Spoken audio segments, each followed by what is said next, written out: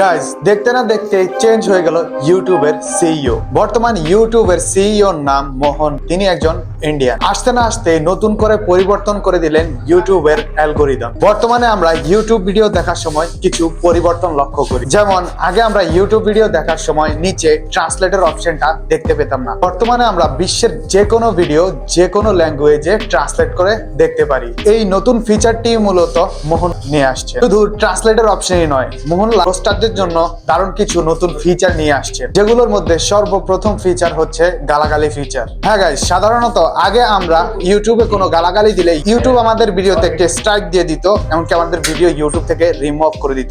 বর্তমানে মোহনলাল ইউটিউবের অ্যালগরিদম কিছুটা চেঞ্জ করে দিচ্ছেন। ইউটিউব ভিডিও শুরু হওয়ার 7 সেকেন্ড পর আপনি চাইলে যে কোনো ভাবে গালাগালি করতে পারেন ইউটিউব ভিডিওতে, কোনো প্রকার সমস্যা হবে না আপনার ভিডিওতে। এতদিন ধরে ইউটিউব প্ল্যাটফর্মটা একটু সামাজিক ছিল, কিন্তু আমার মতে এখন ইউটিউবে নোংরামি অনেক বেশি বেড়ে যাবে। শুধু গালাগালির নতুন ফিচারই নয়, ইন্ডিয়ান সার্ভারে এই ইন্ডিয়ান সিও নতুন কিছু ফিচার নিয়ে আসছেন। এ নিয়ে অনেকেরই মন্তব্য, হয়তোবা ইন্ডিয়ান ইউটিউবাররা এখন অনেক বেশি খুশি, ইন্ডিয়ান সার্ভারে অনেক বেশি ভিউ আসবে, হয়তোবা অন্য সার্ভারে এত বেশি ভিউ আসবে না।